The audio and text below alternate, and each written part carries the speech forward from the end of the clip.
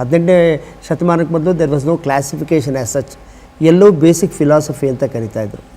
ಯಾವುದನ್ನು ಇದು ರಾಜ್ಯಶಾಸ್ತ್ರ, ಇದು ಸಮಾಜಶಾಸ್ತ್ರ, ಇದು ಅರ್ಥಶಾಸ್ತ್ರ. ಇಟ್ ವಾಸ್ ಲೈಕ್ ಆಗಿನ ಎಲ್ಲ ಸ್ಕಾಲರ್ಸಲ್ಲಿ ನೀವು ಇನ್ಕ್ಲೂಡಿಂಗ್ ಕಾರ್ಲ್ ಮಾರ್ಕ್ಸ್ ಅವ್ರನ್ನ ತೊಗೊಳ್ಳಿ ಅಥವಾ any great political thinker you take, they were all philosophers. ಹಾಗೆಯೇ ಅಂಬೇಡ್ಕರ್ ಕೂಡ ಅಷ್ಟೇ. He was multi disciplinary philosopher.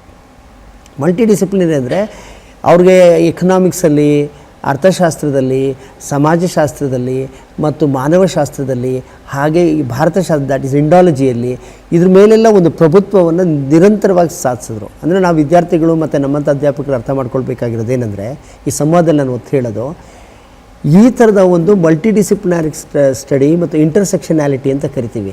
ಈಗ ಅಧ್ಯಯನ ಮಾಡುವಾಗಲೇ ಹಾಗೆಯೇ ಲಿಂಗತ್ವದ ಪ್ರಶ್ನೆ ತರೋದು, ಪ್ರಾದೇಶಿಕ ಪ್ರಶ್ನೆ ತರೋದು, ಅಲ್ಪಸಂಖ್ಯಾತರ ಪ್ರಶ್ನೆ ತರೋದು, ಪ್ರತಿಯೊಬ್ಬರ ಸಮಾನ ಹಕ್ಕುಗಳ ಬಗ್ಗೆ ಯೋಚನೆ ಮಾಡೋದು ಯಾವಾಗ ಸಾಧ್ಯ ಆಗುತ್ತೆ ಅಂದರೆ ನಾವು ಈ ಮಲ್ಟಿ ಡಿಸಿಪ್ಲಿನರಿಯಾಗಿ ಸ್ಟಡಿ ಮಾಡಿದಾಗ ಮಾತ್ರ.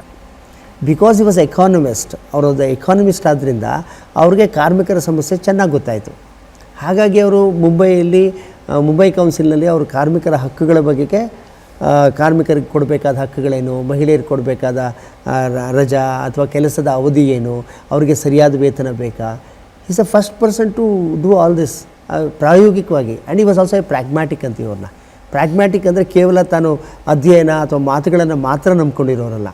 ತಾನು ನಂಬಿದ ತತ್ವಗಳನ್ನು, ತಾನು ನಂಬಿದ ವಿಚಾರಗಳನ್ನು ಅವರು ಸಾಧ್ಯವಾದಷ್ಟು ಮಟ್ಟಿಗೆ ಪ್ರಾಯೋಗಿಕವಾಗಿ ಜಾರಿಗೆ ತರಲು ಪ್ರಯತ್ನಿಸ್ತಾಯಿದ್ರು.